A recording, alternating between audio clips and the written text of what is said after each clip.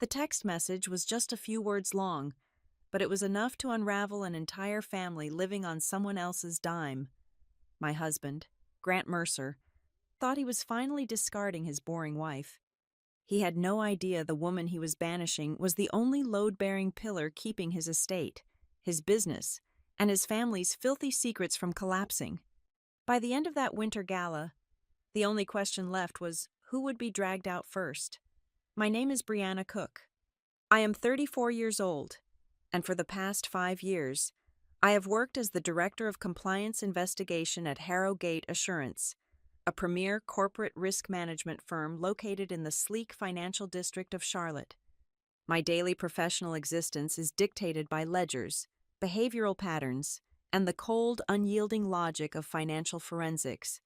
I am paid a very substantial salary to track exactly where money originates, precisely why it moves through various channels, and specifically who is trying to conceal its ultimate destination. In my line of work, you learn to strip away the emotional narrative and look only at the structural integrity of a situation. Therefore, when my personal phone vibrated against the polished walnut surface of my office desk at exactly 2:15 in the afternoon on a quiet Tuesday, I did not anticipate that the notification would become the most critical, devastating piece of personal data I would process all year. The high-resolution screen illuminated, displaying a brief text message from my husband, Grant Mercer. It read, "We've decided to distance ourselves from you. Don't come looking for us." I sat perfectly still, my eyes locked on the glowing pixels. I did not gasp in shock. I did not drop the device in a fit of trembling despair. According to the biometric sensors on the smartwatch strapped tightly to my left wrist, my resting heart rate remained entirely stable at 68 beats per minute. I simply analyzed the data in front of me. I read those two brief sentences a second time. The syntax was too polished, the phrasing too utterly devoid of Grant's usual dramatic, self-pitying flair. The use of the royal we was the definitive, undeniable giveaway. That was not my husband speaking to me. That was the unmistakable, perfectly manicured voice of my mother-in-law, Lorraine Mercer, echoing through his thumbs. To Lorraine, I had never been a cherished daughter-in-law, nor had I ever been viewed as a true equal partner to her precious son. I was merely a structural inconvenience she was forced to tolerate, a walking, breathing line of unlimited credit, meant to be quietly bled dry while remaining entirely out of sight during her social engagements. They had clearly sat together in her overly perfumed, velvet-draped sitting room, drinking midday wine and convincing each other that they were finally, bravely discarding a boring, overly controlling woman from their glamorous, superior lives. I did not shed a single tear. I did not desperately dial his number to beg for an explanation or demand a chance to defend my role in our marriage. I did not ask what I had supposedly done wrong to warrant such a cold dismissal. Instead, I placed my phone flat on the desk, opened my heavily encrypted personal messaging application, and typed exactly one sentence in reply. I formally informed him that I was immediately and permanently terminating all financial disbursements, corporate guarantees, and asset protections that his family had grown completely accustomed to utilizing. I hit send. The delivery receipt confirmed the message was read a mere 10 seconds later.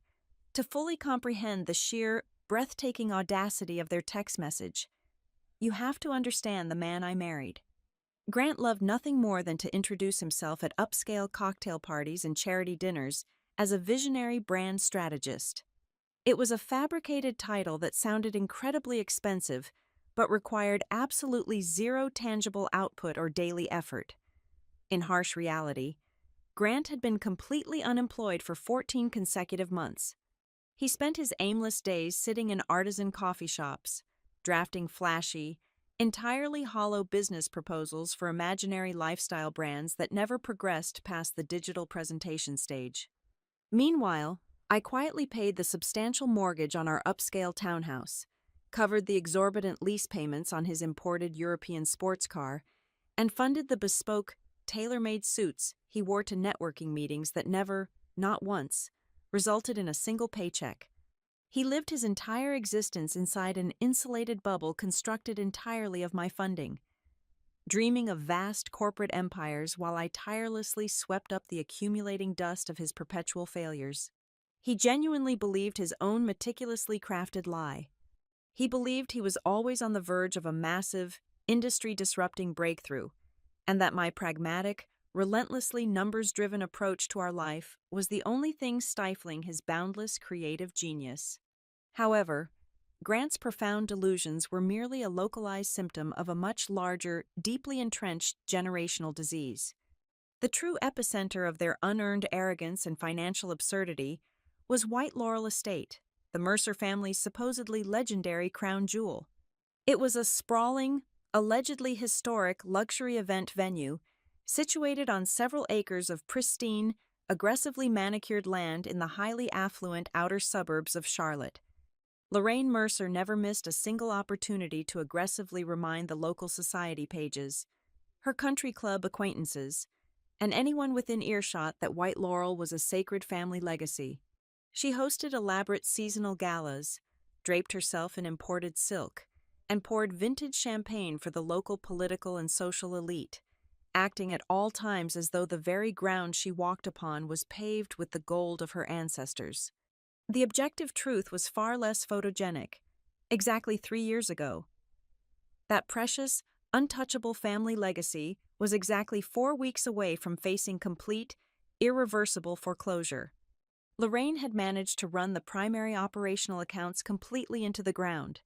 She consistently prioritized her exorbitant private club dues, her personal designer wardrobe, and her cosmetic enhancements over mundane matters like property taxes and essential vendor invoices. The magnificent estate was suffocating under massive county tax liens and an insurmountable mountain of severely past due debt owed to everyone from high-end caterers to local groundskeepers. They were on the absolute brink of losing everything, facing devastating public humiliation and total, inescapable financial ruin. That was precisely when I stepped in. I did not intervene for their gratitude, which was ultimately a very good thing, considering they never offered a single word of genuine thanks. I intervened because, at that specific time in my life, I still foolishly believed that saving my husband's family from themselves was my marital duty.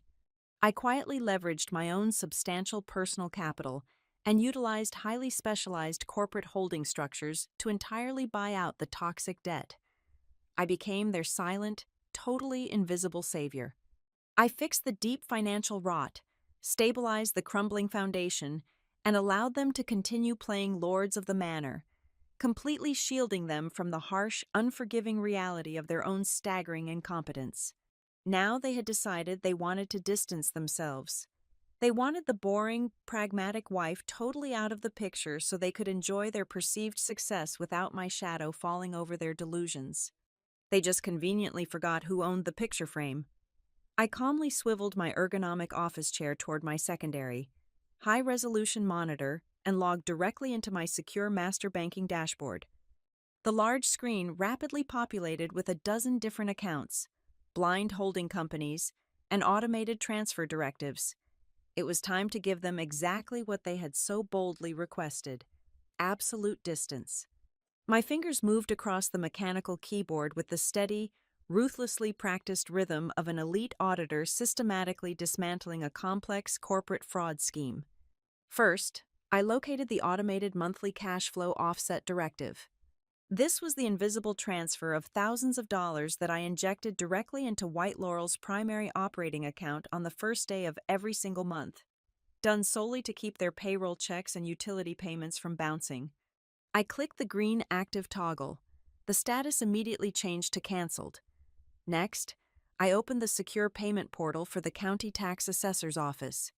The quarterly property tax payment, a staggering multi-thousand-dollar sum that Lorraine had conveniently forgotten to budget for over the past decade, was currently queued for automatic release at the end of the current business day. I highlighted the pending transaction and permanently deleted the authorization. I then moved steadily on to the venue's vendor management system. I quickly located the standing corporate financial guarantee I had personally signed for their premier, high-volume floral supplier. This ironclad legal guarantee was the one and only reason the most exclusive, in-demand florist in all of Charlotte still willingly delivered thousands of imported roses and orchids to Lorraine's extravagant events on open credit.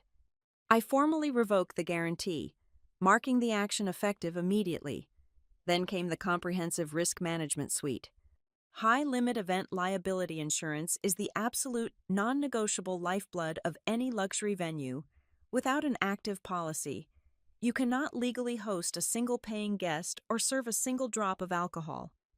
I had been quietly paying the massive annual premium out of my own secondary holding firm to keep the doors open. I drafted a brief, legally binding, formal notice of immediate policy cancellation and transmitted it directly to the underwriter. Finally, I accessed the commercial equipment leasing agreements. The massive stainless steel, commercial-grade refrigeration units, currently humming inside the White Laurel catering kitchens, were not actually owned by the estate, despite Lorraine's claims to the contrary.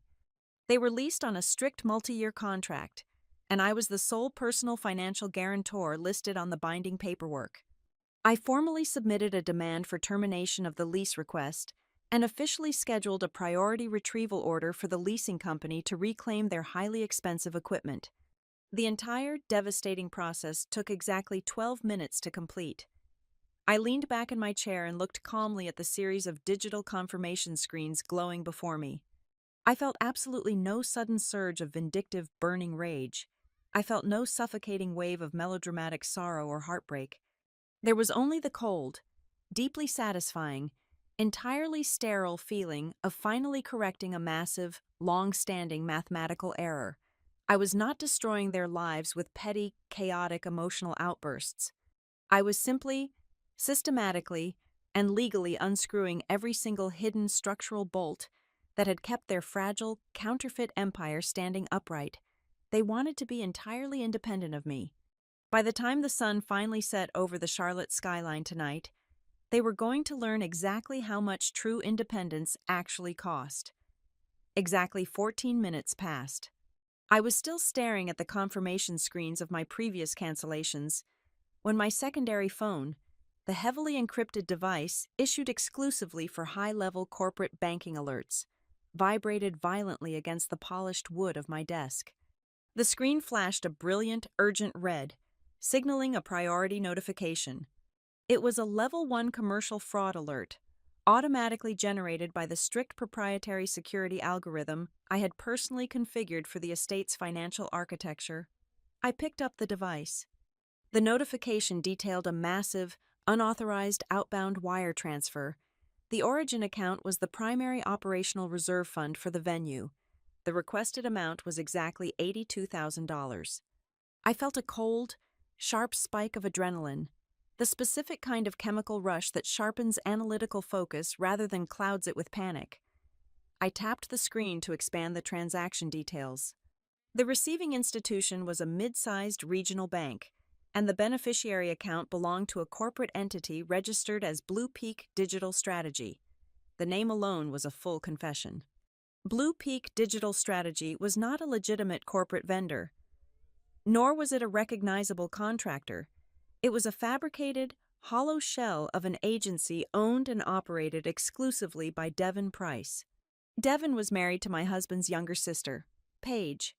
He was a man who unironically described himself on professional networking sites as a disruptive event marketing guru. Yet his primary source of revenue seemed to consist of pitching wildly overpriced, fundamentally useless social media campaigns to gullible local business owners. He wore perfectly tailored suits, possessed a blindingly white smile that never quite reached his eyes, and constantly spoke in hollow corporate buzzwords like synergy and dynamic outreach. He and my husband frequently spent entire weekend afternoons smoking imported cigars on the back terrace, plotting elaborate, aggressively stupid schemes to monetize the family brand. Now, they were attempting to monetize it by directly looting the vault.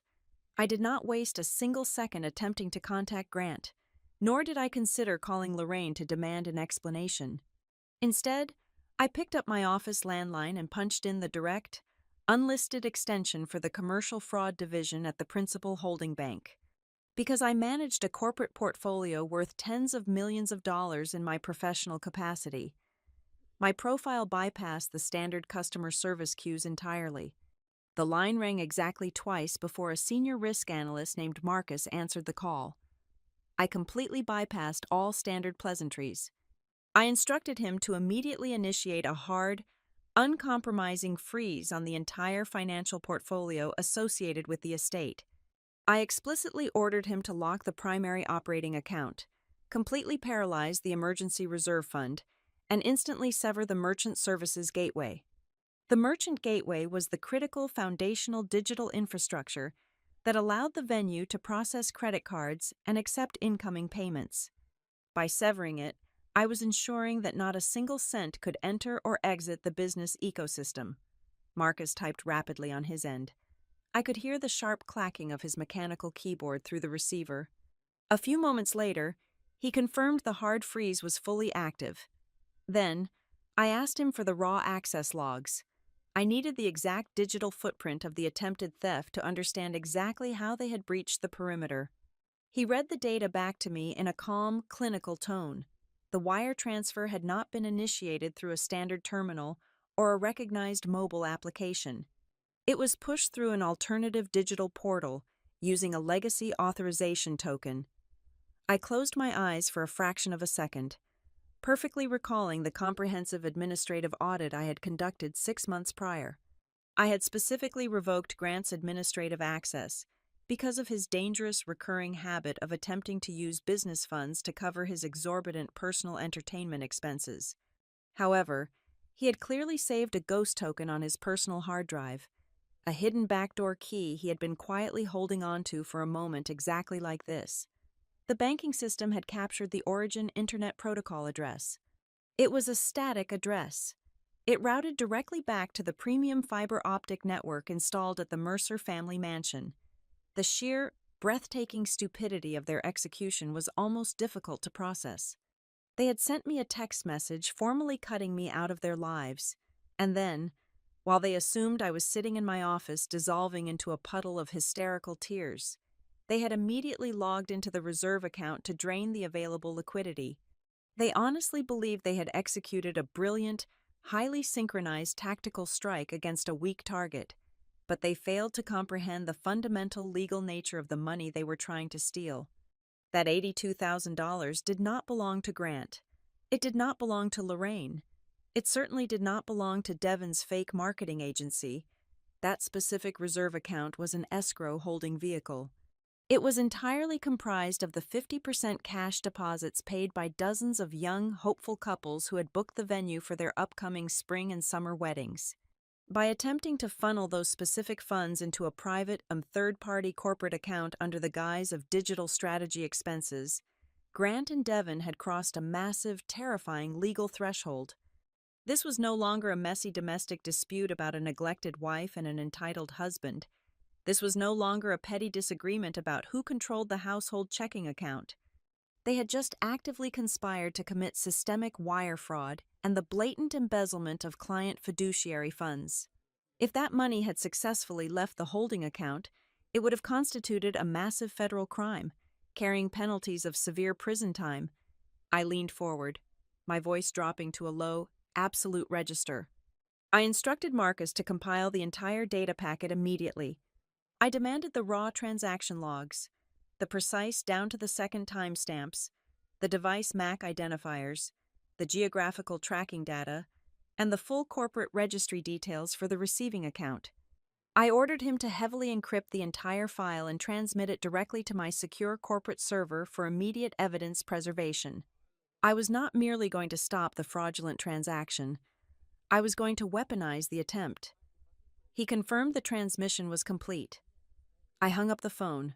I stood up from my desk. The air in my office felt entirely different now, charged with a lethal, electric clarity. The narrative had violently shifted. I grabbed my heavy leather briefcase, swept my car keys off the desk, and walked briskly out of the glass doors of my department. As I rode the silent, high-speed elevator down to the subterranean parking garage, the entire picture locked into perfect, horrifying focus. They did not simply want to eject me from their social circle. They wanted to violently extract me from the equation while aggressively hijacking the financial infrastructure I had spent years meticulously building. They viewed me as a disposable administrative assistant who had finally outlived her usefulness, but whose bank accounts and credit lines were still considered their rightful family property. They wanted the kingdom, but they wanted to execute the architect. I reached my vehicle, unlocked the doors, and slid into the driver's seat. I pushed the ignition button, and the engine roared to life. The drive from the towering glass skyscrapers of the downtown financial district to the sprawling, manicured estates of the outer suburbs usually took approximately 45 minutes. Today, every single minute of that journey felt like a ticking countdown timer on a highly explosive device. As I navigated the heavy afternoon traffic, aggressively merging onto the main highway, I mentally categorized every single piece of leverage I now held in my possession: the canceled vendor guarantees, the revoked commercial insurance policies, the permanently frozen merchant gateways, and now, the irrefutable, time-stamped digital proof of an attempted felony theft involving client deposits. My husband and his family were currently sitting in their opulent, heavily mortgaged living room. They were likely raising expensive crystal glasses filled with imported liquor, toasting to their newfound freedom and their newly stolen wealth. Devin was probably bragging about his technical genius, while Grant basked in the illusion of his own strength. They were completely oblivious to the fact that the digital floorboards had just been violently ripped out from beneath their feet. I gripped the leather steering wheel tightly, my knuckles turning white. The passive woman who had quietly paid their massive bills, absorbed their constant subtle insults, and managed their endless crises was dead. The person driving toward the estate was a seasoned compliance investigator holding a literal legal bomb. This was no longer a story about a broken marriage ending in a quiet, polite divorce. It was a surgical, deeply calculated unmasking. I was going to systematically drag every single one of their filthy, hidden secrets into the blinding light of day, and I was going to watch as the sheer weight of their own arrogance and greed pulled their entire fraudulent family straight down into the absolute abyss. I pulled onto the long, crushed gravel driveway of the estate.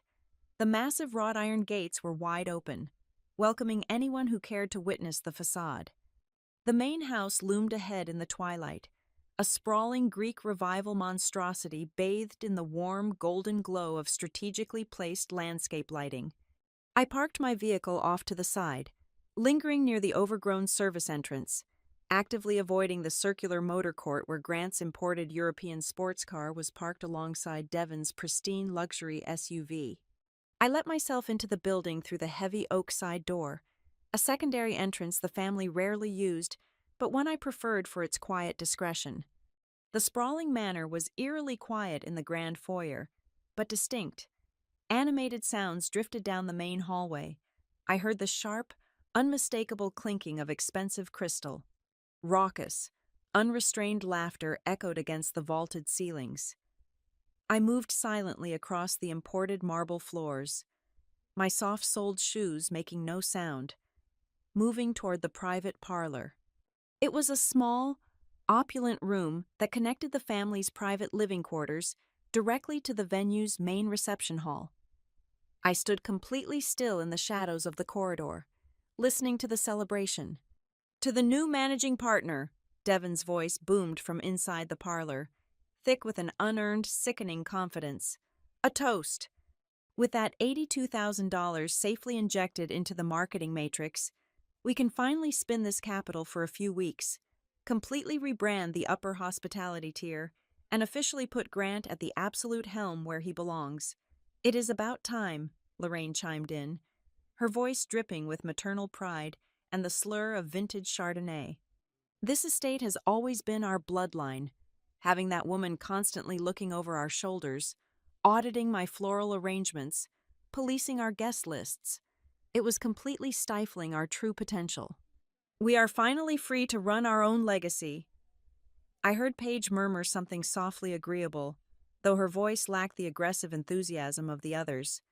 Grant simply laughed, a deep, resonant sound of pure, unadulterated arrogance. They were genuinely celebrating, They firmly believed the wire transfer had seamlessly cleared the banking gateways. They thought they had outsmarted me, secured their stolen operational budget, and successfully executed a flawless corporate coup without firing a single shot. I did not storm into the parlor. I did not hurl loud accusations or dramatically reveal that the federal banking authorities were likely going to be very interested in Devon's little marketing matrix. In my profession, you learn quickly that there is absolutely no strategic value in interrupting your enemy while they are in the middle of making a fatal miscalculation. I turned away from the light of the parlor and walked silently up the grand sweeping staircase to the master's suite. The bedroom was a pristine shrine to Grant's inflated ego, filled with bespoke modern furniture and framed lifestyle magazine features detailing his non-existent business ventures. I ignored the decor entirely. I walked straight to the hidden wall safe located directly behind a heavy velvet drape near the dressing room. I inputted the complex alphanumeric access code. The heavy steel door clicked open with a satisfying thud. I reached inside the cold metal box and methodically extracted the true, undeniable architecture of my life. I took my passport, my official birth certificate, and my heavily encrypted solid-state hard drive containing all my professional backups. Then, I reached deeper and pulled out the thick, fireproof manila envelopes containing the physical corporate dossiers. These were not copies. These were the original, notarized property ownership deeds and the master operating agreements. I placed the items carefully into my heavy leather tote bag. I zipped it shut. "What exactly are you doing in here?" I turned around slowly. Grant was standing in the doorway, physically blocking the exit. He held a half-empty glass of amber liquor in his right hand. The confident, triumphant smirk he had been wearing downstairs faltered slightly, replaced by a defensive, aggressive scowl. "You got the text," he said, his voice hardening as he stepped further into the room, puffing his chest out in a pathetic display of territorial dominance. "We are done. You do not just get to waltz in here and start raiding the safe. We are legally married. That means I am entitled to exactly 50% of everything you have hoarded away. I want half of the brokerage accounts, half of the liquid cash, and I'm obviously keeping the house. You can take your boring corporate wardrobe and leave." I looked at him. I really looked at him, studying the flush skin of his neck and the arrogant tilt of his chin. I did not feel a shred of anger. I felt an overwhelming, profound sense of pity. He was a small man fiercely guarding a massive castle constructed entirely of vapor. He was demanding a king's ransom without realizing he was merely the court jester. He had absolutely no idea that he had never owned a single brick of the property he was currently standing inside. 3 years ago, when the estate was drowning in toxic, high-interest debt and facing imminent foreclosure from the county tax authorities and multiple furious commercial creditors, I did not just passively pay off their balances like an obedient, wealthy spouse. I executed a highly sophisticated, entirely legal financial maneuver. I utilized a private, entirely discreet shell company called Cook Structured Holdings. Through that specific corporate entity, I systematically purchased the entirety of the distressed debt from their creditors for pennies on the dollar. I then legally transferred the physical asset, the land, the buildings, every single crystal chandelier and blade of grass, into a closed holding structure that I wholly and exclusively controlled. Grant and his mother were not the owners of White Laurel. They had not been the true owners for 36 months. Legally speaking, they were nothing more than glorified, unpaid tenants. They were permitted to reside on the premises and operate the event venue strictly under an internal, highly conditional management agreement. It was an ironclad agreement that stipulated immediate termination upon any breach of fiduciary duty, financial mismanagement, or unauthorized diversion of funds. He was standing there, holding his expensive whiskey, aggressively demanding half of an empire that I completely owned. "I am simply taking my personal identification documents," I said, my voice completely flat, devoid of any emotional inflection or defensive tone. "And I am leaving. You can have the room." I walked directly toward the door. For a brief second, I thought he might try to physically block my path, but the sheer, icy emptiness in my eyes must have deeply unsettled him. He stepped slightly to the side, his jaw tight, his knuckles white around his glass. "You will hear from my attorney first thing tomorrow," Grant sneered as I brushed past him into the hallway. "Do not think you can hide marital money from me." I did not reply. I walked gracefully down the grand staircase, out the heavy oak side door, and back into the cool evening air. I started my engine and drove away from the estate, leaving them to their cheap champagne and their grand, crumbling delusions. I drove straight to the financial district and checked into a massive, multi-room luxury suite at a premier hotel located directly in the center of downtown Charlotte. The concierge took my bags, and I ordered a simple, elegant dinner from room service. I sat by the floor-to-ceiling windows, watching the city lights glitter against the dark sky, sipping sparkling water, and waiting patiently for the morning. At exactly 7 o'clock the next day, the true devastating cost of their arrogance arrived at the gates of the estate. I sat in my hotel suite, a cup of hot black coffee in my hand, watching the high-definition live feed from the venue's external security cameras on my laptop. I had retained full administrative control over the surveillance network, an oversight Devon's alleged digital genius had failed to notice.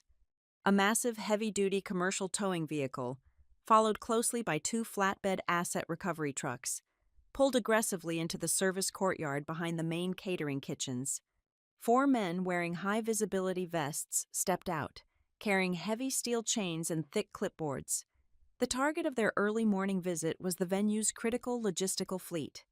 White Laurel relied entirely on 3 custom-outfitted refrigerated box trucks to transport high-end perishables, delicate floral arrangements, and imported seafood for their massive weekend events, along with 2 luxury passenger vans used for shuttling affluent VIP guests from the airport.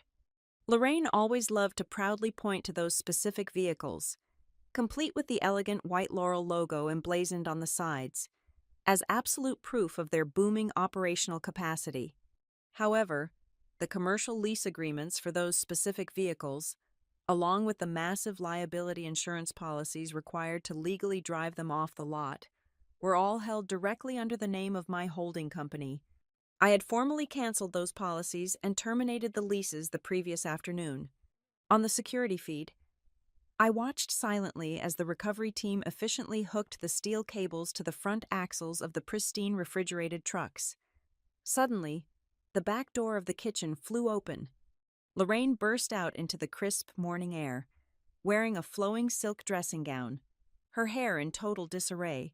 She was waving her arms frantically, yelling at the men, pointing aggressively at the trucks.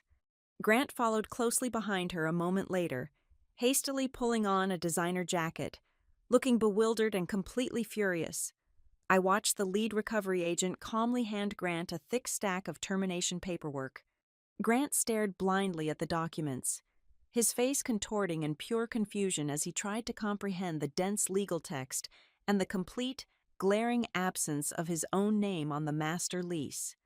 Lorraine tried to physically stand in front of one of the tow trucks, a dramatic, pathetic display of misplaced authority. The agent simply pointed to his chest-mounted camera, said something that made her visibly recoil, and signaled his driver to proceed. I took a slow, deliberate sip of my coffee. The heavy diesel engines roared to life, sending thick plumes of exhaust into the pristine suburban air. One by one, the mechanical lifeblood of their hospitality business was dragged out of the driveway, the heavy tires crunching loudly against the gravel. The grand illusion was finally beginning to fracture in broad daylight. By 10 o'clock that morning, the absolute reality of my financial withdrawal crashed directly into the middle of Lorraine's carefully curated social calendar. My phone rang. I answered it on the second ring, holding the receiver slightly away from my ear. The shrill, unhinged pitch of my mother-in-law's voice immediately pierced the quiet atmosphere of my office. She was screaming so loudly that the audio distorted through the small speaker. "You thieving, manipulative little snake!" she shrieked. The premier floral wholesaler just refused to unload 3 vans full of imported white hydrangeas for the weekend gala. The premium organic caterer just bounced our deposit check for the seafood order. You stole my husband's legacy. You hijacked our family business. I kept my voice entirely level, letting her hysteria crash against a wall of pure ice. I did not steal a single thing, Lorraine. I simply stopped paying for assets that never actually belonged to you. The floral vendor operates on a credit guarantee that I personally underwrite. The catering deposits are funded by cash I inject into the accounts. You are not experiencing a theft. You are experiencing the abrupt end of a very long, very expensive charity program. You think you can just destroy my son and me? She spat, her breath hitching with genuine rage. I will come down to that pretentious corporate tower right now. I will drag Grant with me, and I will stand in the middle of your pristine lobby and tell your managing directors exactly what kind of fraudulent, controlling monster they have working for them. I will absolutely ruin your career. The lobby is open to the public, I replied simply, and hung up the phone. I knew she was not bluffing. Lorraine's entire psychological framework relied heavily on public intimidation and social theatricality. She operated under the deeply flawed assumption that if she created a loud enough scene, people would inevitably capitulate simply to avoid the embarrassment. She fundamentally misunderstood the environment of Harrogate Assurance. We did not cower from aggressive audits. We initiated them. I calmly opened my desk drawer and retrieved a slim black leather portfolio. Inside, I placed a certified copy of the master property deed, the executed management contract bearing both Grant and Lorraine's legally binding signatures, and a neatly printed ledger documenting every single past due debt I had quietly settled on their behalf over the last 3 years. I smoothed my tailored blazer and waited. 45 minutes later, the internal security line on my desk chimed. The head of building security, a retired military intelligence officer named Thomas, informed me that a highly agitated woman and a very red-faced man were currently causing a significant disturbance at the main reception desk, loudly demanding to see the director of compliance. I took the elevator down to the ground floor. The main lobby of Harrogate Assurance is a cavernous, intimidating expanse of polished white marble, brushed steel, and floor-to-ceiling soundproof glass. It is a space designed specifically to project immense institutional wealth and absolute control. It is not a place that tolerates chaotic emotional outbursts. As the elevator doors slid open, the sound of Lorraine's voice echoed harshly off the stone walls. She was standing dead center in the lobby, wearing a completely inappropriate designer silk dress, violently pointing a finger at the stoic receptionist. Grant stood slightly behind her, shifting his weight nervously from foot to foot, looking distinctly like a man who was rapidly realizing he had made a catastrophic tactical error but was too cowardly to stop it. "She is a criminal," Lorraine announced loudly, making sure her voice carried to the executives and high-net-worth clients waiting near the elevator banks. "She manipulated my son. She fraudulently seized our ancestral estate and locked us out of our own business accounts." I walked slowly across the polished floor. The sharp click of my heels drew the attention of the surrounding crowd. Conversations halted. People turned to watch. I did not rush. I approached Thomas, who was standing a few feet away from the desk, his arms crossed over his chest, closely monitoring the situation with 2 uniformed guards. "Good morning, Thomas," I said, my voice projecting clearly but calmly. Lorraine spun around, her face contorted in a mask of pure, vicious triumph. "There she is. Tell them. Brianna, tell them how you stole White Laurel." I completely ignored her. I handed the slim black portfolio directly to Thomas. "Thomas, these individuals are loudly alleging corporate fraud and property theft on our premises. To ensure the complete legal protection of this firm, I would like you to review these documents. The first page is the certified county registration proving that I am the sole, absolute legal owner of the property they are referring to. The second page is their signed, conditional tenancy and management agreement. The final pages are undeniable proof of the massive financial liabilities I rescued them from." Thomas opened the portfolio. He spent exactly 60 seconds scanning the notarized stamps, the bold legal signatures, and the stark financial figures. He closed the folder and handed it back to me. He then turned his imposing solid frame toward Lorraine and Grant. "Madam," Thomas said, his voice possessing the heavy, immovable weight of absolute authority. "According to these legally binding documents, you possess absolutely no ownership stake or legal claim to the property in question. Furthermore, you are currently trespassing on private corporate property and actively creating a hostile disturbance. You will leave this building immediately, or my officers will physically escort you to the sidewalk, and we will file formal police charges for public harassment." Lorraine's jaw dropped. The vibrant, angry color rapidly drained from her face, leaving her looking sallow and suddenly very old. She looked wildly around the cavernous lobby. She expected gasps of sympathy from the crowd. She expected people to rally to the defense of a wronged matriarch. Instead, she was met with a wall of cold, unblinking, corporate disdain. Well-dressed professionals looked at her not with pity, but with profound, uncomfortable disgust. This was the exact moment her entire reality shattered. For her entire adult life, Lorraine had commanded the dining room table. She had ruled the local country club patio through sheer volume and aggressive social maneuvering. But here, standing on the gleaming, unforgiving marble floor of a multi-billion-dollar financial institution, her imaginary social power evaporated instantly. She was nothing more than a loud, disruptive, financially illiterate woman making a fool of herself in public. Grant grabbed her arm, his face burning with a fiery, humiliating red flush. He practically dragged his mother toward the revolving glass doors. They stumbled out onto the busy downtown sidewalk, completely stripped of their dignity, cast out into the harsh midday sun. I watched them go, feeling nothing but a cool, refreshing breeze from the air conditioning vents. I returned to my office and sat back down at my desk. Before I could even open my email client, my secondary monitor flashed with a priority alert from the remote management software installed at the venue. While Lorraine and Grant had been busy putting on a disastrous theatrical performance in my lobby, the real panic was quietly unfolding behind closed doors back at the estate. I clicked the notification and opened the internal security camera feed for the venue's back office suite. The high-definition video displayed Devin pacing frantically back and forth across the small room.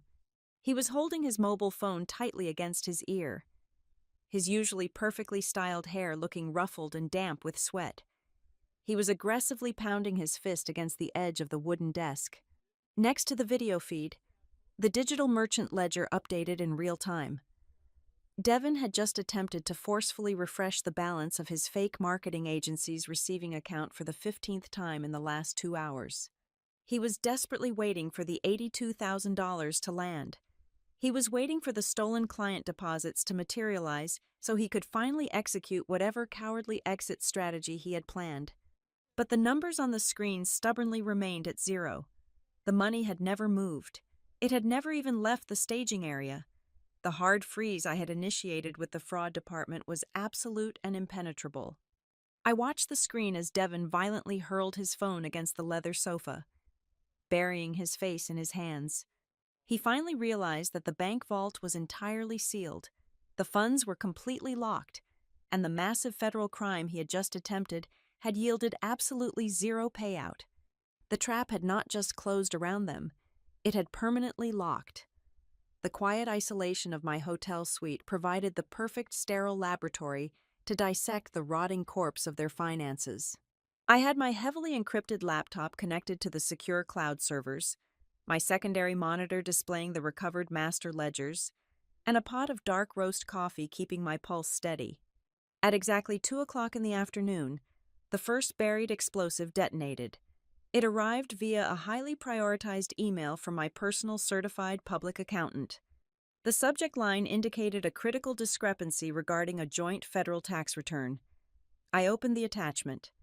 According to the Internal Revenue Service portal, a comprehensive joint filing had been submitted and fully processed exactly 4 months prior. I stared at the digital signature line. It bore my name, but the cryptographic key was entirely wrong. I had not signed this document. I had not even seen it. I scrolled down to the itemized deductions, and the sheer audacity of my husband's stupidity practically leaped off the high-resolution screen. Grant had brazenly attached a massive schedule of corporate losses to his fabricated consulting shell company. He had classified tens of thousands of dollars in extravagant restaurant dinners, luxury car leases, and high-end resort stays as legitimate hospitality business development expenses. By artificially inflating his corporate losses and marrying them to my substantial executive salary, he had successfully manipulated the tax algorithm to wipe out our liability and trigger an illegal, massive federal refund of roughly $45,000. He had forged my digital signature to commit federal tax fraud. I did not pause to process the betrayal.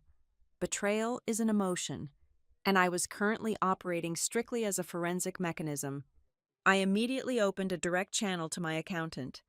Within 15 minutes, I had initiated a comprehensive innocent spouse relief petition. I digitally bundled my personal annual wage statements, my independent bank routing histories, and the geographical tracking data proving my physical device was in a different state on the exact day the fraudulent return was submitted. I officially severed my tax liability from his, effectively painting a massive red target directly on Grant's back for an impending, devastating federal audit. That single discovery prompted me to dig much deeper into the archived accounting folders on my stolen hard drive. If Grant was bold enough to defraud the federal government, Lorraine's financial sins were undoubtedly hiding just beneath the surface of her carefully manicured social image. I opened the master ledger for the North Quill Hospitality Scholarship Fund. For the past 7 years, Lorraine had tirelessly promoted the North Quill Fund as her late husband's philanthropic legacy. She utilized the charity as her primary social weapon, hosting lavish annual luncheons and tearfully soliciting substantial donations from wealthy local business owners, prominent community leaders, and distant relatives. The stated mission was noble, providing full tuition grants for underprivileged local youth to attend prestigious culinary and hospitality management academies. I ran a simple chronological query on the outbound cash flow. The results were sickening. There were absolutely no tuition checks, there were no grants, no educational stipends, and no textbook reimbursements. The entire charitable foundation was a completely hollow, cynical shell. Instead, I tracked the agonizingly steady bleed of donor money flowing directly into Lorraine's personal lifestyle maintenance. A $5,000 donation from a local bank executive had been immediately routed to pay off her severely delinquent account at an exclusive cosmetic dermatology clinic. A generous endowment from a regional produce supplier had been siphoned to cover her monthly premium membership dues at the private country club. The scholarship fund had essentially functioned as Lorraine's private slush fund, financing her imported silk evening gowns, her regular therapeutic spa retreats, and the heavily catered, ostentatious dinner parties she threw to maintain her illusion of generational wealth. She had not just mismanaged funds, she had actively, systematically stolen from a registered charity under the guise of honoring a grieving widow's noble cause. Every single file I opened was another felony waiting to be prosecuted. It was time to bring in the heavy artillery. I placed a call to Mara Ellison. Mara was widely considered the most ruthless, terrifyingly efficient high-asset divorce attorney in the state. She did not handle messy emotional mediations. She specialized in total financial evisceration. I hired her on the spot, transferring a substantial retainer fee, and immediately established 3 distinct legal fronts: the dissolution of the marriage, the civil prosecution of the attempted embezzlement, and a rapidly expanding portfolio for severe financial fraud. As I was concluding my video conference with Mara, my personal cell phone began vibrating aggressively against the desk. Notifications from various social networking platforms were pouring in by the dozen, lighting up the screen in a rapid, continuous wave. I opened the primary application. Lorraine had decided to go to war in the only arena she actually understood, the court of public opinion. She had posted a sprawling, heavily dramatized, multi-paragraph manifesto on her public profile. It was accompanied by a carefully selected, deeply melancholic photograph of herself standing mournfully in front of the grand iron gates of White Laurel. The narrative she spun was a masterpiece of manipulative fiction. She painted herself as the vulnerable, desperately grieving widow, fiercely trying to protect her family's sacred historical legacy from a heartless, hyper-controlling, financially abusive daughter-in-law. She explicitly accused me of seizing their ancestral home through obscure corporate loopholes, locking her out of her own life's work, and leaving her son entirely destitute on the street. The response from her affluent, completely uninformed social circle was instantaneous and vitriolic. The comment section rapidly filled with hundreds of outraged messages from country club wives and local socialites. They called me a corporate vulture. They labeled me a gold digger who had finally shown her true colors. Some even sent highly aggressive, threatening direct messages to my private inbox, promising to ensure I was blacklisted from every respectable establishment in the city. A lesser person might have immediately drafted a frantic, defensive rebuttal. A lesser person might have logged on to desperately scream the truth into the void, trying to convince a mob of strangers about the forged tax returns and the looted charity funds. I did absolutely nothing of the sort. I sat perfectly still in the quiet hum of the hotel air conditioning. I simply opened a piece of specialized forensic archiving software. With slow, deliberate keystrokes, I captured the entire digital landscape. I securely preserved the original post, mapping the exact timestamp and server origination data. I archived every single defamatory comment, cross-referencing the names against the donor list for the looted scholarship fund. I captured high-resolution screenshots of every threatening message sent to my inbox. Lorraine believed she was successfully orchestrating a brilliant public relations campaign to destroy my social standing and force me into a quiet, embarrassed submission. She had no idea she was actually hand-delivering a perfectly documented, irrefutable case for severe defamation and tortious interference directly to my legal team. I was not going to fight her in the meaningless, chaotic mud of a social media comment section. I was going to let her continue digging her own grave in public, completely unaware that every single word she typed was rapidly becoming weaponized civil evidence that would eventually strip away the very last remaining fragments of her fraudulent life. The text message arrived at exactly 9 in the morning on Thursday. It was not from my mother-in-law or my estranged husband. It was from Paige, Grant's younger sister. The message was brief and lacked the usual haughty punctuation the Mercer family favored. It simply read that things were collapsing much faster than she had anticipated, and she begged me to meet her at a busy artisan coffee shop situated 2 blocks away from the Harrogate Assurance Building. I arrived exactly 5 minutes early and secured a small, round table near the back, entirely out of the direct line of sight from the street. The cafe was loud, filled with the aggressive hum of espresso machines and the dense, overlapping chatter of the morning financial district rush. It was the perfect environment for a conversation that required absolute discretion. Paige walked through the glass doors 10 minutes later, and the physical deterioration was genuinely startling. The woman who normally spent 3 hours every single morning perfecting a look of effortless, wealthy suburban superiority was entirely gone.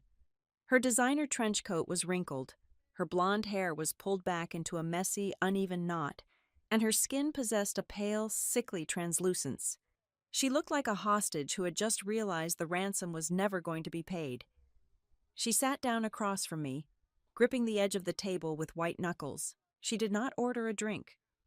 Devin told me the primary accounts were locked because the holding bank initiated a routine corporate growth audit, Paige whispered, her voice trembling slightly, barely audible over the hiss of the milk steamer. He said they do it all the time when a venue scales up marketing operations rapidly. He promised me the freeze would be lifted in 48 hours. I looked at her, maintaining a perfectly neutral expression. And you do not believe him anymore. I cannot, she said, her eyes darting nervously around the crowded room. He did not sleep at all last night. He just paced the floor of his home office, drinking straight gin and screaming at his phone. He keeps staring at his briefcase. Brianna, what is actually happening? He said he was saving White Laurel. I reached into my structured leather tote bag and retrieved a single sheet of heavy stock paper. It was not a complicated legal document. It was a streamlined, ruthlessly clear cash flow diagram that I had generated from the captured venue ledgers. I slid it across the wooden table toward her. Devin never invested a single dime into the estate. Paige, I explained, keeping my tone low and steady, allowing the truth to seep into the air between us like an invisible, toxic gas. He did not inject capital. He engineered a massive, illegal shell game. He used the venue's existing vendor credit lines to shield his own failing business, and he actively cannibalized the incoming cash deposits from future bridal clients to systematically pay down his personal, high-interest gambling debts. He was bleeding the venue entirely dry under the guise of digital marketing expansion. Paige stared at the geometric lines and the staggering financial figures printed on the page. I watched her throat swallow hard. But there is a secondary layer to his strategy, I continued, withdrawing a second sheet of paper from my bag. A man running a Ponzi scheme eventually realizes the music is about to stop. Devin knew the deposit well was running completely dry, so he prepared an exit strategy. This is a highly detailed forensic breakdown of his personal credit card activity over the last 14 days. I pointed to a cluster of highlighted transactions near the bottom of the page. 4 days ago, Devin paid a premium luxury travel concierge an exorbitant sum for 2 one-way first-class transatlantic boarding passes departing from Atlanta to Lisbon, Portugal. The flight leaves this coming Sunday evening. Paige's breath hitched. Lisbon? But we never discussed Portugal. And why 2 tickets? I cannot just leave. You were never going to Lisbon, I said quietly. I moved my finger to the final set of highlighted charges. Over the past 3 months, Devin has maintained a steady stream of luxury purchases: diamond jewelry from an independent boutique downtown, high-end lingerie, multiple weekend stays at a boutique hotel in Charleston. The recipient of these items is an independent real estate agent who operates strictly in the downtown corridor. Her name is not Paige. The silence that fell over our small table was absolute, completely isolating us from the noisy chaos of the coffee shop. I watched the final structural pillars of Paige's reality disintegrate. The betrayal did not arrive with a dramatic explosion. It settled over her like a suffocating, heavy blanket of ice. She finally understood. Her husband was not the brilliant savior of the Mercer family legacy. He was a cowardly parasite who had planned to siphon the very last drops of liquidity from her family's accounts and flee the continent with his mistress, leaving Paige to face the devastating federal fallout alone. A single tear slipped down her pale cheek, dropping silently onto the cash flow diagram. When she finally looked up at me, the fear in her eyes had been entirely replaced by a desperate, cold clarity. "He never lets it out of his sight," she whispered, her voice suddenly entirely devoid of emotion. "The dark brown leather briefcase. He takes it into the bathroom with him. He sleeps with it on the floor right next to his side of the bed. I saw inside it once when he left it unlocked for exactly 2 seconds. I leaned in slightly. "What is in the briefcase, Paige?" "A secondary set of accounting ledgers," she replied quickly, the words spilling out in a rush of pure self-preservation. "Physical composition notebooks. He tracks every single diverted dollar by hand because he does not trust the digital footprint. He also keeps the fabricated vendor contracts in there, the ones he used to justify the outbound wire transfers. And there is a heavy, encrypted titanium flash drive. He told me it contained his proprietary marketing algorithms, but I know he uses it to access an offshore holding account.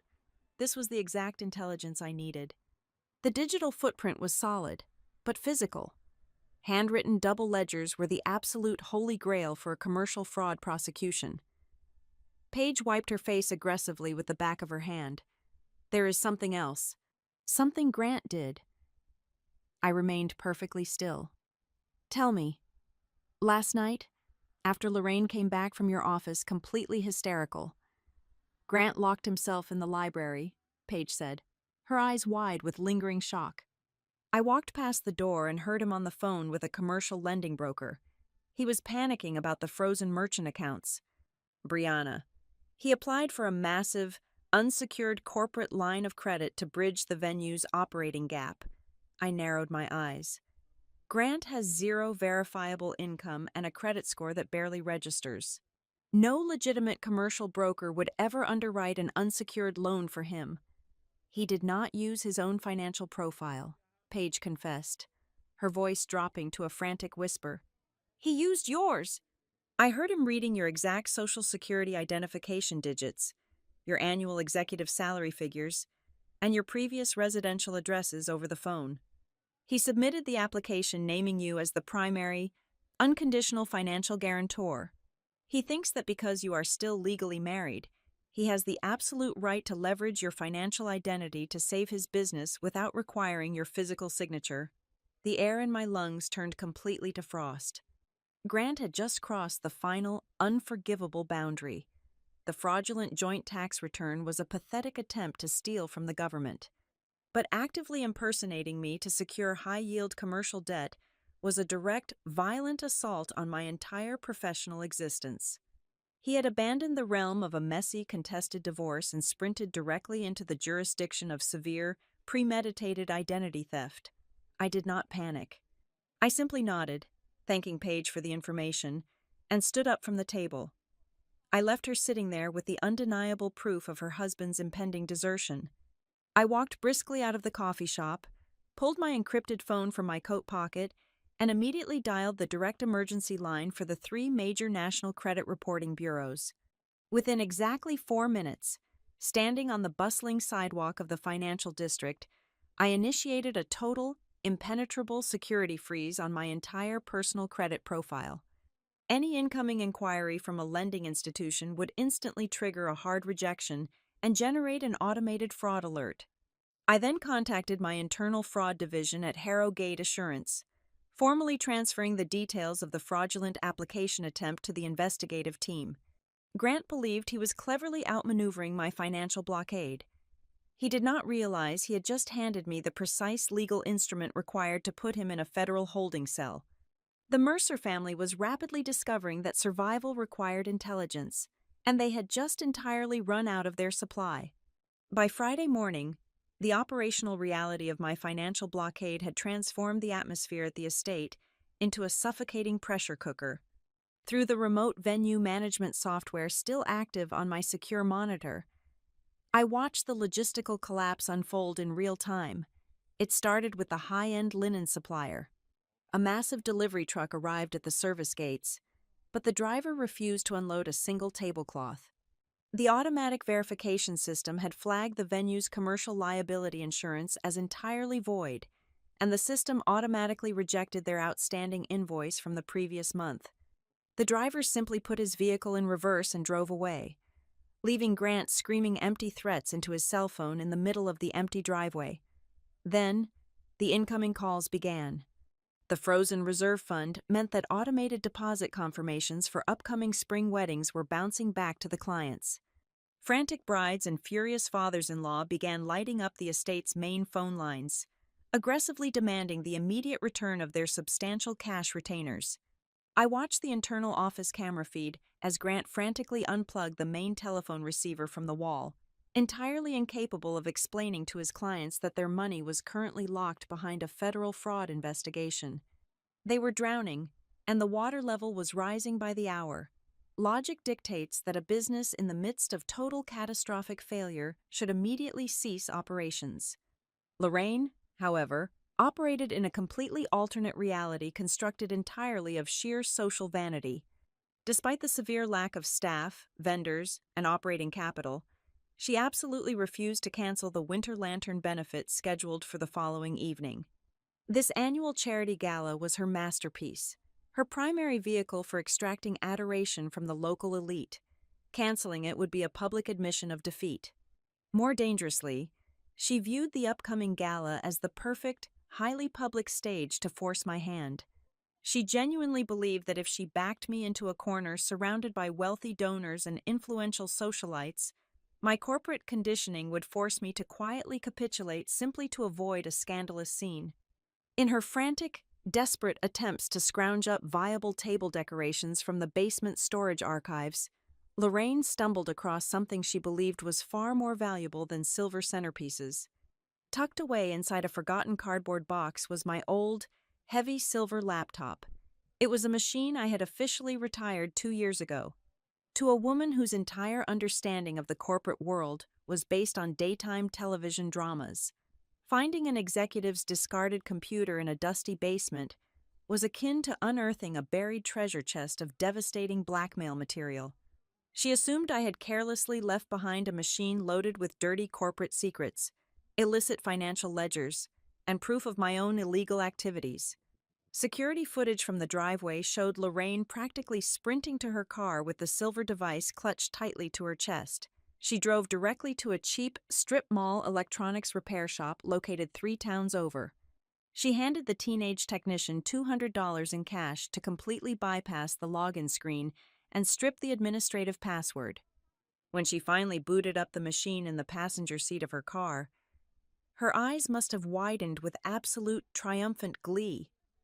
Sitting right there on the pristine desktop background were several neatly organized folders. They bore incredibly provocative titles like Offshore Tax Structures, Cayman Holding Entities, and Unreported Income Ledgers. She did not bother to actually verify the contents or question why a senior compliance director would leave such blatantly labeled evidence lying around. She saw exactly what she desperately wanted to see: the ultimate weapon to destroy me.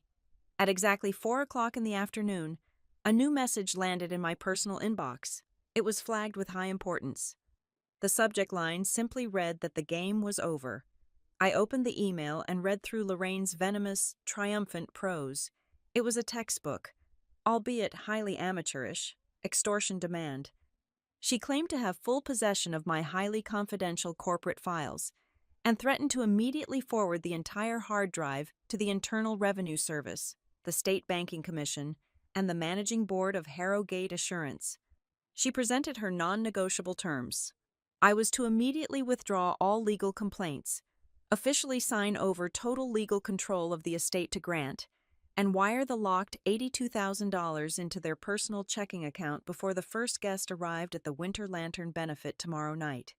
If I failed to comply, she would press send and absolutely ruin my professional life forever. I sat back in my plush hotel chair and allowed a genuine, relaxed smile to cross my face for the first time in days. Lorraine thought she was playing an aggressive game of chess, but she was barely grasping the concept of checkers. That silver laptop was not a careless oversight. It was a highly specialized, deliberately engineered honeypot. In the cybersecurity intelligence field, a honeypot is a decoy system purposely designed to be highly attractive to malicious actors, while secretly monitoring and logging their every single move. The intimidating folders on the desktop contained absolutely nothing but randomly generated, useless data text files. However, the exact second that strip mall technician bypassed the lock screen, the machine's hidden secondary protocol silently activated. It had quietly pinged a secure server, establishing a hidden digital tether. I opened my forensic tracking dashboard. The software had already captured a staggering amount of data. It recorded the exact geographic coordinates of the repair shop, the precise timestamp of the unauthorized access, and the continuous location tracking data mapping Lorraine's drive back to the estate. More importantly, it had captured the raw headers and the original Internet Protocol routing data from the very email she had just sent me. She had not found leverage. She had just documented her own commission of a severe federal felony. Extortion across state digital lines carries a mandatory prison sentence. I highlighted the entire data packet, meticulously bundled the raw email headers, the location logs, and the threatening message itself into a highly secure encrypted file. I bypassed local law enforcement entirely and transmitted the dossier directly to the principal contact at the Federal Financial Crimes Investigative Unit, a man I had worked alongside during several major corporate fraud audits. The trap was now fully armed and legally binding. I then opened a blank reply to Lorraine's email. I kept my response incredibly brief, matching her arrogant tone with a perfectly crafted illusion of defeated surrender. I typed that she had won. I told her I would not risk my entire corporate career over a piece of suburban real estate. I promised I would arrive at the Winter Lantern benefit tomorrow evening, wearing a nice dress, and I would sign whatever paperwork they required to make this entire nightmare go away quietly. I hit send. I closed my laptop. They believed they had finally cornered the prey, entirely unaware that the walls of the slaughterhouse were already locking into place right behind them. Saturday morning arrived with the sterile, uncompromising clarity of a surgical operating theater. I did not wake up feeling anxious or hesitant. I woke up with the precise, methodical energy of an executioner verifying the sharpness of the blade. At exactly 9 o'clock, my attorney, Mara Ellison, arrived at my hotel suite, accompanied by the senior director of the premier commercial property management firm in the city. We sat around the heavy mahogany dining table, drinking black coffee and finalizing the absolute destruction of the Mercer family legacy. Mara slid a thick, officially stamped document across the polished wood. It was the formalized writ of possession.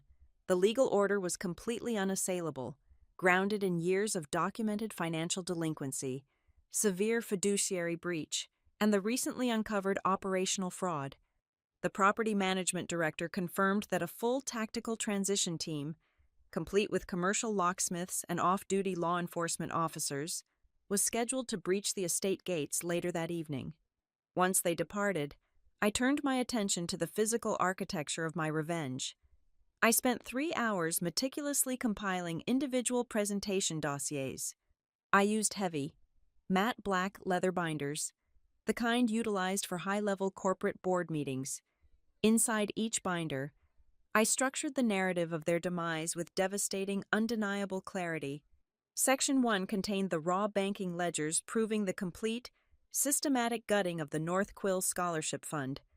Section 2 detailed Devon's desperate, illegal rotation of the bridal client cash deposits. Section 3 showcased the fabricated commercial credit application bearing my stolen Social Security identification. Section 4 held the fraudulent joint tax return. The final section, the absolute killing blow, contained a high-resolution printout of Lorraine's amateurish extortion email, complete with the digital routing data that guaranteed her federal indictment. I assembled 12 identical binders. Before I began my physical preparations for the evening, I made 3 highly targeted phone calls. I reached out directly to the primary, high-net-worth philanthropists who had historically funded Lorraine's vanity projects. I did not sound frantic. I sounded like a trusted financial advisor offering a quiet, insider warning. I simply suggested that when they arrived at the gala tonight, they should politely wait to open the donation envelopes until after they had a clear understanding of where their previous contributions had actually vanished. I planted the seed of doubt, ensuring the audience would be primed for the impending revelation. The physical preparation for the evening was not an act of vanity. It was the donning of psychological armor. I chose my wardrobe with the exact same ruthless calculation I applied to forensic accounting. I selected a tailored, deep crimson silk dress that fell elegantly just below the knee, a color that commanded absolute attention in a room full of muted winter tones. Over it, I wore a sharply structured, razor-cut black blazer. The silhouette was intimidating, modern, and entirely devoid of the soft, compliant femininity they had always expected from me. I pulled my hair back into a severe, flawless twist and applied a dark, matte red lipstick. When I looked in the mirror, I did not see a grieving, discarded wife. I saw a corporate predator ready to close the trap. The Winter Lantern benefit was designed to be Lorraine's ultimate theatrical masterpiece, a desperate, sparkling illusion of untouchable social grace. When I arrived at the estate at exactly 8:30 in the evening, deliberately an hour and a half late to maximize the psychological disruption of my entrance, the facade was in full swing. The grand driveway was lined with hundreds of flickering candles enclosed in frosted glass lanterns. Inside the main reception hall, crisp white linen tablecloths draped across the dining rounds, and a smooth jazz quartet played softly in the corner. Lorraine had somehow managed to scrounge together enough floral centerpieces and cheap champagne to maintain the visual illusion of wealth, greeting her wealthy guests with fake, aristocratic kisses on the cheek and shrill, forced laughter. I stood in the shadowed archway of the grand hall for a long moment, simply observing the targets. Grant was standing near the main bar, wearing a pristine, custom-tailored tuxedo that I had paid for 2 years ago. He was holding a crystal tumbler of scotch, laughing loudly at a joke told by a local politician, puffing his chest out as if he were merely hours away from officially inheriting a massive, unencumbered empire. He looked incredibly handsome and entirely hollow. Across the room, Devon stood near the secondary exit doors. His demeanor was completely different. The slick, arrogant marketing guru was gone. He looked rigid, his shoulders incredibly tense inside his suit jacket. Every few minutes, he would discreetly pull back his left cuff to check the heavy gold watch on his wrist, calculating the exact minutes remaining before he needed to sprint to the airport to catch his first-class flight to Lisbon. His dark brown leather briefcase, the physical container of his impending doom, was resting securely against his right leg. He never moved more than a few inches away from it. And then there was Paige. She was seated alone at the head family table, completely still.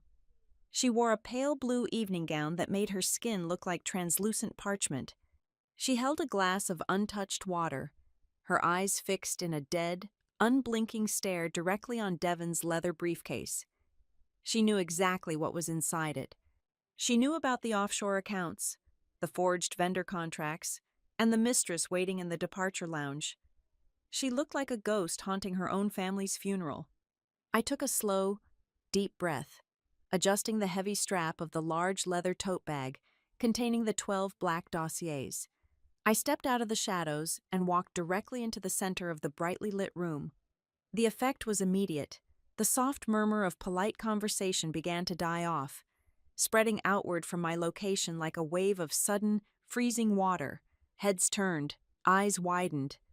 The jazz quartet seemed to falter for a fraction of a second as the bass player noticed the sudden shift in the room's energy. I did not look at the guests. I kept my gaze locked entirely on the head table.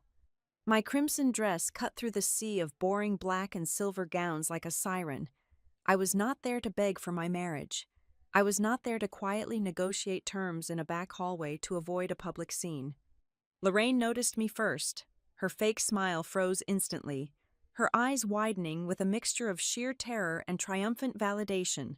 She genuinely believed my presence meant her extortion attempt had worked perfectly. She immediately grabbed Grant's arm, pointing a manicured finger in my direction. Grant turned, his arrogant smirk locking into place as he watched me approach the head table.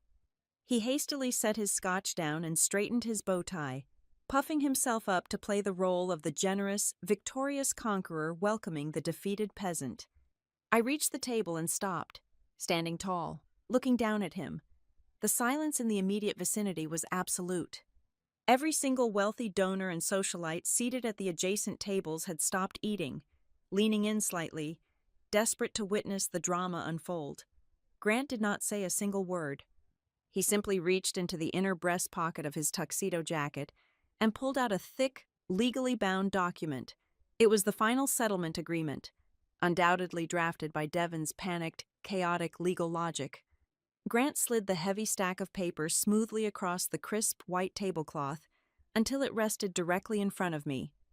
He placed a heavy gold-plated fountain pen on top of it. "It is over, Brianna," Grant said, his voice pitched just loud enough for the surrounding tables to hear, dripping with condescension. "Sign the transfer of control. Release the $82,000 from the operating accounts. Do exactly what is outlined in the document, and my mother will permanently delete the highly sensitive corporate files she recovered from your personal laptop. You can walk away from our property tonight with whatever remains of your career intact." He leaned back in his chair, crossing his arms over his chest, waiting for me to pick up the pen and surrender my entire life. I picked up the heavy, gold-plated fountain pen. I uncapped it with a deliberate, sharp twist. I lowered my hand until the metallic nib hovered exactly a fraction of an inch above the thick black signature line printed on the final page of their ridiculous settlement document. The entire head table held its collective breath. Grant's arrogant smirk widened, his eyes gleaming with the absolute certainty of his unearned victory. Lorraine visibly relaxed her tense shoulders, releasing a long, shaky exhale that smelled faintly of aged wine and desperation. The surrounding tables, populated by the wealthiest and most influential citizens of the city, fell completely silent. The soft, rhythmic brushing of the jazz drummer's snares seemed to echo loudly in the cavernous, heavily decorated reception hall. They all believed they were witnessing the quiet, inevitable capitulation of a beaten woman. They thought I was finally surrendering the keys to the kingdom. I kept the pen suspended in the air for 5 full seconds. Then, I slowly capped the pen. The sharp click of the metal snapping into place sounded like a gunshot in the quiet room. I have spent my entire professional career analyzing legally binding agreements, I said, my voice perfectly level, carrying effortlessly across the tense silence of the dining floor. And I never signed my name to a fraudulent document. I dropped the pen. It clattered against the fine crystal water glasses. Before Grant could even process the sudden shift in my tone, I reached down and unzipped my heavy leather tote bag. I pulled out the 12 matte black corporate dossiers I had meticulously assembled that morning. I completely ignored my husband. I walked directly past the head table and moved into the crowd of seated guests.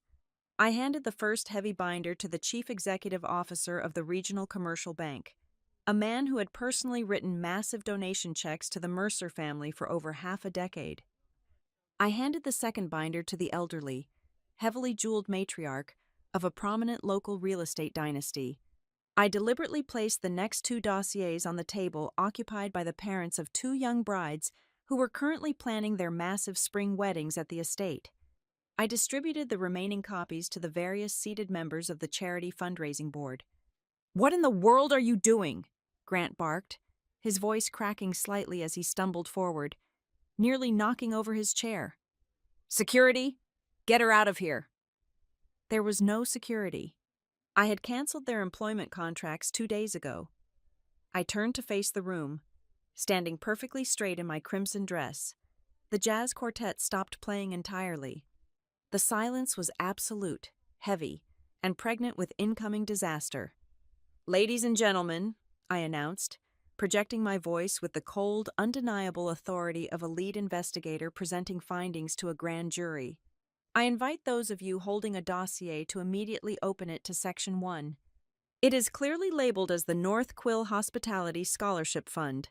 I heard the heavy rustle of thick paper as several wealthy guests aggressively flipped open the binders.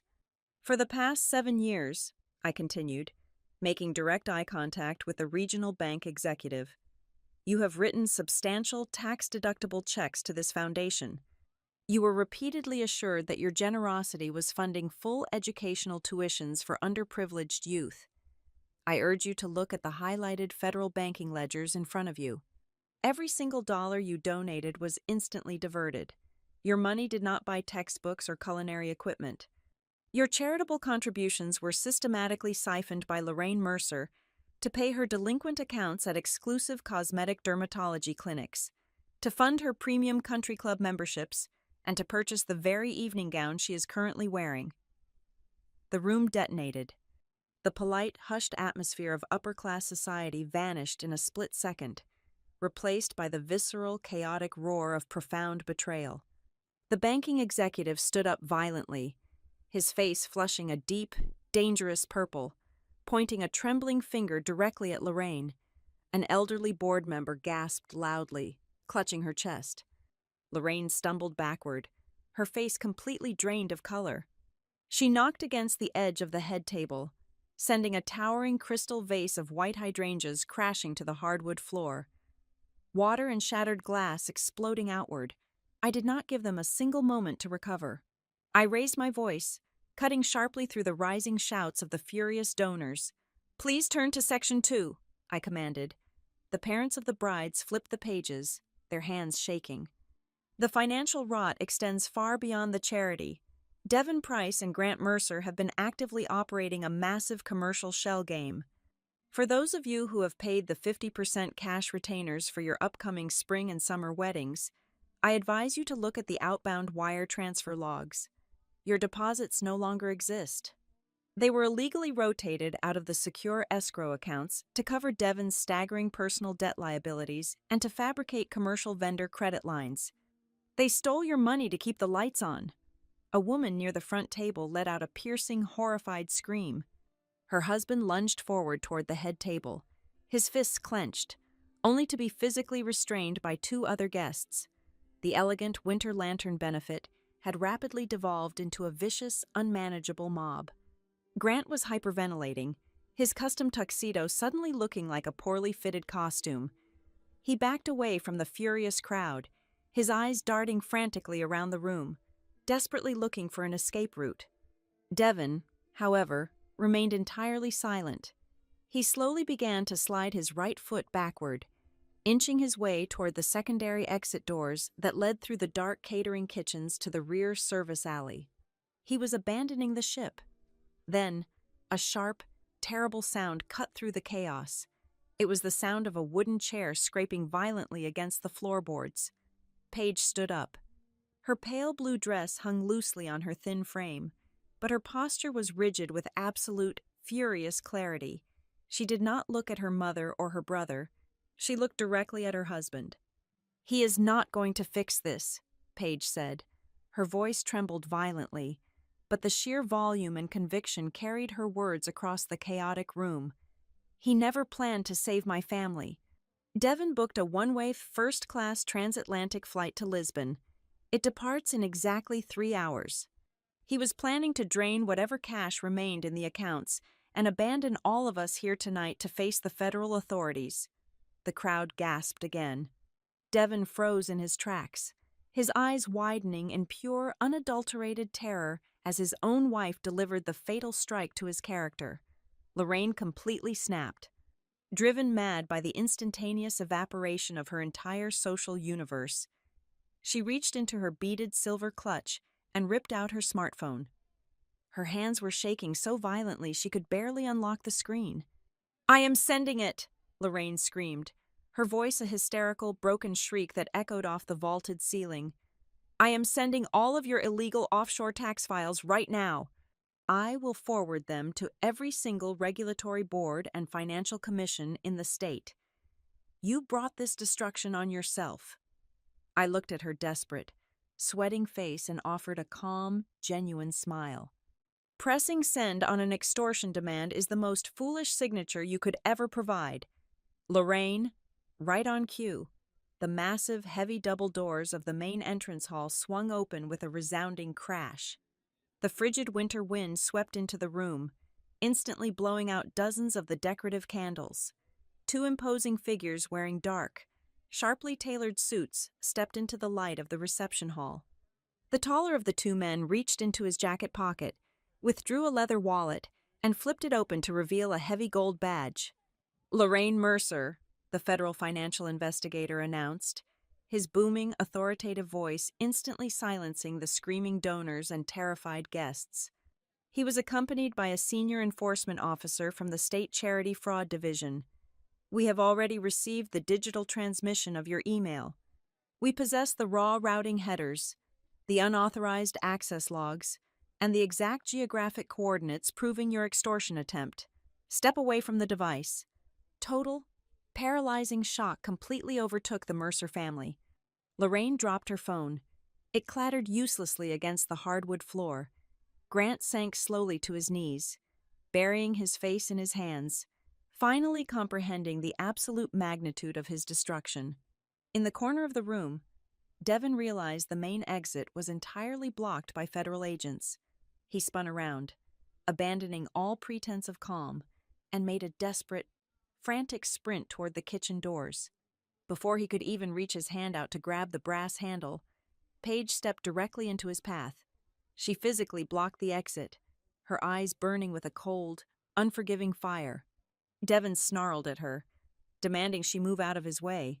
Instead, Paige slowly reached into her small silk evening bag. She withdrew 2 specific items and held them up in the dim light for him to see. In her left hand was his dark blue international passport. In her right hand was the heavy titanium encrypted flash drive containing the complete digital backup of his illegal double ledgers. She had quietly removed both items from his precious leather briefcase while everyone was entirely distracted by my entrance. Devon stopped dead in his tracks, all the color drained from his perfectly tanned face. He stared at the 2 objects in his wife's hands, his mouth opening and closing without producing a single sound. He was completely trapped. stripped of his money, his escape route, and his leverage. The grand illusion had been violently shattered, and the true cost of their arrogance was finally ready to be collected. Grant lunged forward, his face contorted into a mask of desperate, spittle-flecked rage. He kicked his chair out of the way, the heavy wood clattering loudly against the floorboards. He screamed that I was completely destroying his family home, that I had absolutely no legal or moral right to march into his ancestral estate and transform a charity gala into a public execution. His voice echoed wildly, the frantic shrieks of a man watching his entire fabricated universe collapse in real time. I did not flinch. I did not step back. I simply raised my left wrist and looked at the dial of my watch. It was exactly 9:15 in the evening, right on cue. The heavy oak double doors at the main entrance did not just open, they were aggressively pushed wide. A coordinated procession of personnel marched into the reception hall. Leading the group was the senior director of the property management firm I had contracted, flanked closely by 3 uniformed county sheriff deputies and 2 commercial locksmiths carrying heavy tool bags. The senior director stepped to the center of the room. Holding the stamped writ of possession high in the air, he announced in a booming voice that the Winter Lantern benefit was officially and permanently shut down. He instructed the bartenders to immediately step away from the alcohol stations. The state charity fraud officers moved swiftly to the entrance tables, slapping red evidence tape across the donation drop boxes and entirely sealing the fraudulent fundraising records. Panic, raw and unadulterated, swept through the remaining crowd. The wealthy socialites and prominent local business owners, the very people Lorraine had spent a lifetime trying to impress, were practically climbing over each other to reach the coat check. They fled the grand hall in a chaotic stampede of rustling silk and hurried, horrified whispers. They wanted absolutely nothing to do with a federal crime scene. Through the massive front windows, I watched the luxury vehicles peeling out of the gravel driveway, their headlights cutting through the dark winter night. The rumors they carried with them would spread through the affluent suburbs far faster than any manipulative social media post my mother-in-law could ever dream of composing. The Mercer family name was officially dead. In the center of the room, the authorities began processing the wreckage. A federal investigator calmly placed a hand on Devon's shoulder, informing him that he was being formally detained for questioning regarding systemic commercial fraud and the active embezzlement of client escrow funds. Devon did not fight back. He looked completely defeated, his eyes hollow as he stared at the floor, finally separated from his precious leather briefcase. A few feet away, the second investigator handed Lorraine a thick, terrifyingly official envelope. He explicitly informed her that she was receiving a formal subpoena and would be facing imminent federal indictment charges related to felony cyber extortion and severe charitable fund misappropriation. Lorraine did not scream this time. She collapsed entirely into a nearby dining chair, her hands shaking so violently she could not even hold the paperwork. The queen of the local country club was reduced to a hyperventilating, terrified suspect. Grant, however, was still desperately clinging to the very last shred of his delusion. He marched right up to the property management director, aggressively jabbing his finger at the man's chest, screaming that White Laurel belonged to him and demanding that the trespassers leave his property immediately. The director simply opened his clipboard and pulled out the finalized property deed and the terminated management agreement. He held the documents directly in front of Grant's face. He explained, with brutal bureaucratic clarity, that the Mercer family had never possessed any actual legal ownership of the estate. He stated that their temporary residency and operational status had been permanently revoked due to gross financial negligence and criminal fraud. As if to punctuate the director's statement, the loud, grinding screech of a heavy power drill echoed through the grand foyer. The commercial locksmiths were already systematically removing the brass lock cylinders from the main entrance doors right in front of their eyes. Outside, a flatbed truck was actively hauling away the rented outdoor heating lamps. A worker in a high-visibility jacket was placing a thick metal chain and a heavy padlock across the secondary logistics gate. The kingdom was not just falling, it was being actively dismantled and repossessed. Grant slowly turned around.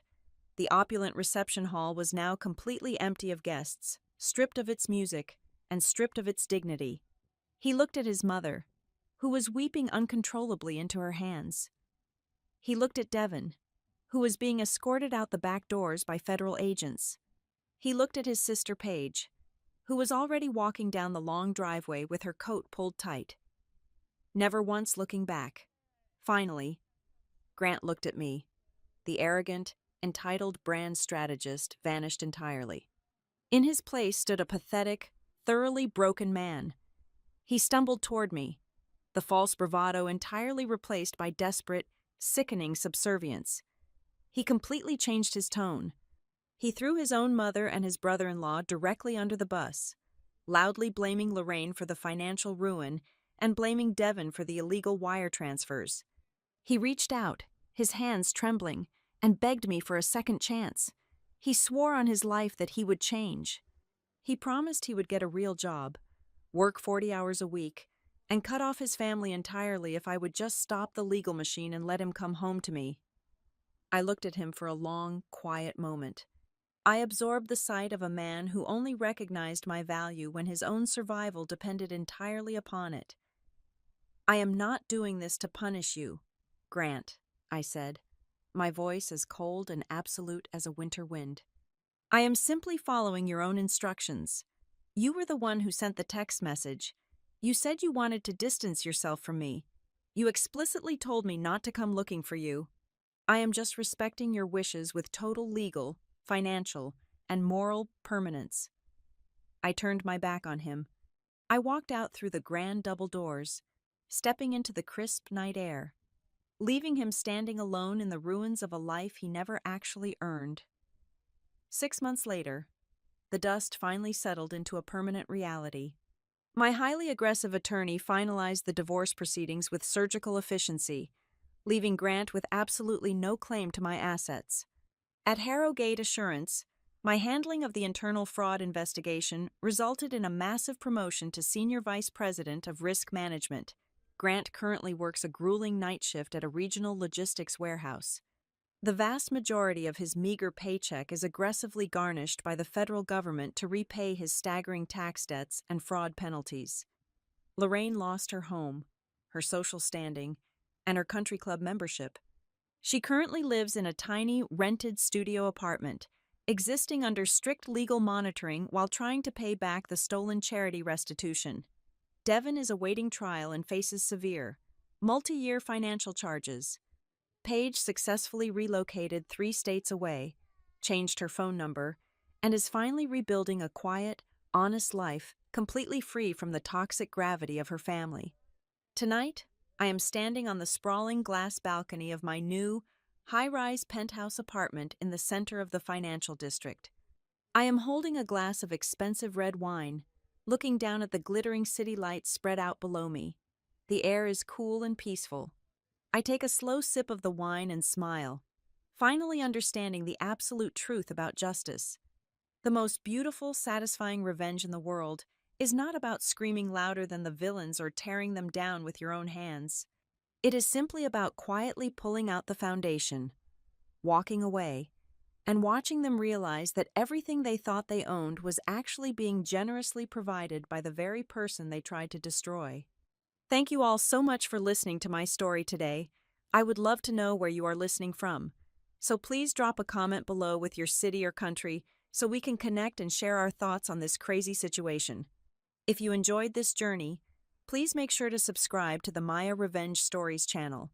Give this video a like and support the channel even more by hitting that hype button so this story can be heard by many more people.